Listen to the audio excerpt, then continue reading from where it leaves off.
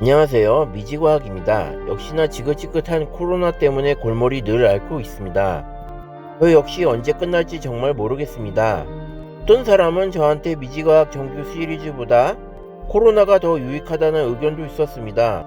그래서 미지과학 카페타임에서 별도 분리하여 가능하면 최대로 리뷰 드릴까 합니다.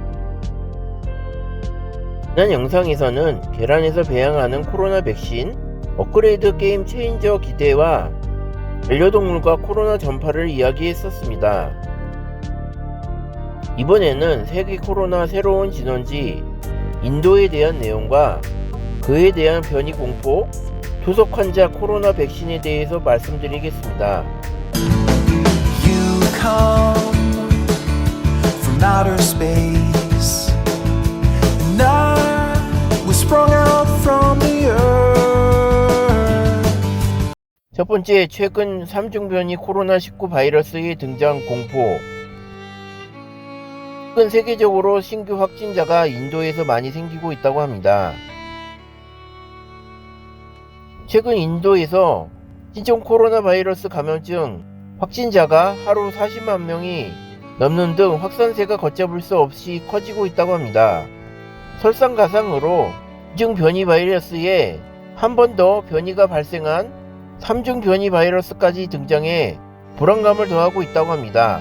3중 바이러스는 다른 변이 바이러스보다 감염력이 강하고 면역 회피 능력이 더 뛰어난 것으로 우려된다고 합니다. 각국 전문가들은 3중 변이 바이러스가 비교적 최근에 발견돼 아직 많은 연구가 이루어지지 않았지만 대유행의 주요 변수가 될 가능성이 높다고 경고하고 있다고 합니다. 지난달 인도 매체들은 수도인 뉴델리를 비롯해 마하라슈트라주, 벵골주 등 인도 전역에서 3중 변이 바이러스가 발견되고 있다고 전했다고 합니다. 이전에 영국, 브라질, 남아프리카 공화국 등에서 발견된 변이 바이러스들은 바이러스의 게놈에 코로나19의 감염력을 높이고 면역 회피를 일으키는 변이는 하나만 발생했다고 합니다. L452R은 꼭 캘리포니아에서 발견된 변이 바이러스에서 E484K는 남아프리카 공화국과 브라질 변이 바이러스에서 처음 발견됐다고 합니다. 하지만 지난해 10월 인도에서 처음 보고된 변이 바이러스에서는 E484Q와 L452R이라는 두 가지 변이가 한꺼번에 나타났다고 합니다. 때문에 다른 변이 바이러스와 구별해 이중 변이 바이러스라고 부른다고 합니다. 근데 이달 초 발견된 3중 바이러스는 이중 바이러스를 모태로 하면서 한 번의 변이를 더 거친 경우라고 합니다. 스파이크의 단백질에 382번째 아미노산인 발린이 유신으로 바뀐 변이인 V382L이 추가됐다고 합니다. 새 변이인 V382L이 어쩌면 파괴적이지 않을 수도 있다. 그래서도 시점에서 반드시 관심을 갖고 지켜봐야 하는 변이임을 중요하다고 말했다고 합니다. 코로나19가 여러 사람에게 퍼지면서 변이가 생길 기회가 많아지고 인도처럼 확진자가 늘어나면 새로운 변이 바이러스가 나타날 가능성이 높아진다고 합니다. 이 투석 환자와 코로나 백신. 한국에서는 서울시 투석 환자 4,715명 코로나 백신 접종이라는 기사를 내놓았습니다. 서울시에 따르면 투석 환자는 코로나 백신 접종 후 모르게 중증 부작용이 발생할 수 있으나 백신과 비교해 우려할 정도는 아니며 한 신장학회는 투석 환자와 만성 콩팥병 환자의 예방접종을 권장하고 있다고 합니다. 투석 환자에 대한 코로나 백신 관련 내용이 전달되었습니다. 혹은 투석 환자의 2차 감염 위험 높아 우선 접종 필요였습니다.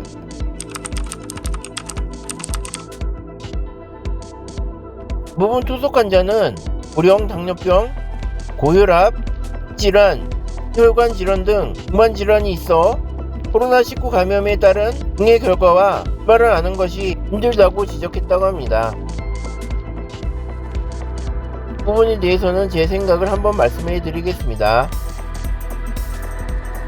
한 지인이 있어 투석에 대해서 비교를 해 드립니다. 의 주요 기능은 소변을 만들어 배출하는 것인데요. 체내에서 만들어진 단백질의 노폐물이나 폐물질 등이 혈액에 포함되어 신장으로 운반된다고 합니다. 이 혈액은 신동맥이라고 굵은 혈관에 의해서 혈관에 모이고 성 조직의 사고체에 걸러져 폐관을 통과하는 동안에 필요한 성분을 재흡수하거나 필요한 성분을 배설하면서 농축해 나가는 것입니다. 신장이 안 좋은 증상과 원인은 여러 가지가 있습니다. 주로 당뇨 합병증 때문에 신장이 망가져 투석을 진행하기도 합니다. 투석이란 반투막으로 플로이드 고분자 용액을 싸고 그것을 순수 내지는 다량의 용매에 담가두어 저분자나 이온으로 섞여있는 유수물이 막 밖으로 확산되는 것을 이용하여 플로이드 고분자 용액에 정지하는 조작입니다. 보통 신장이 제 기능을 못하니 기계로 피를 걸러내는 것이라고 보면 되는데요. 투석을 진행하려면 피가 잘 응고되지 않게끔 조치가 필요합니다. 그래서 피가 응고되지 않게끔 하려고 헤파린이라는 걸 먹게 됩니다. 헤파린은 항응고약물입니다. 항응고약물은 몇 가지 요인에 의해서 생길 수 있는 환자의 몸 안에 필요한 혈전 생성을 억제시키는 작용을 합니다. 혈전이 혈관을 따라 혈관을 돌아다니다가 혈관을 막으면 큰 문제를 일으킬 수 있습니다. 예를 들어 혈이 뇌로 흘러들어가 혈관을 막는다면 뇌졸중을 일으킬 수 있습니다. 다시 코로나로 돌아가겠습니다. 이슈가 되는 코로나 백신 부작용 중 아스트라제네카 백신이 혈전 생성이 된다는 것인데요. 결론은 투석 환자가 먼저 백신을 맞아야 하는 이유는 투석을 진행하려면 헤파린이라는 약을 먹는데 이 약은 혈전 생성을 억제합니다. 아스트라제네카 백신은 생성 부작용이 있다고 하는데 이 와파린 약을 먹으면 부작용이 상쇄할 수 있는 게 아니냐라는 것입니다. 이 엄청난 발생에 대해 코로나 백신 효과도 보고 도움도 얻기를 바랍니다. 한국인이 자주 먹는 선지 해장국 아시나요? 선지란 짐승을 받아서 받은 피로서 대한 혈전 덩어리라고 보시면 될 것 같습니다. 좋은 예인, 물론은 선지가 침 맞고 뇌에 쌓이면 피가 막혀서 죽는데 헤파린 약을 먹으면 피가 없어져서 부작용이 없어진다는 것입니다. 최근 3중 변이 코로나19 바이러스의 등장 공포와 투석 환자 코로나 백신에 대해서 말씀드렸습니다. 끝까지 시청해주셔서 감사합니다. 좋아요와 구독을 꼭 눌러주세요.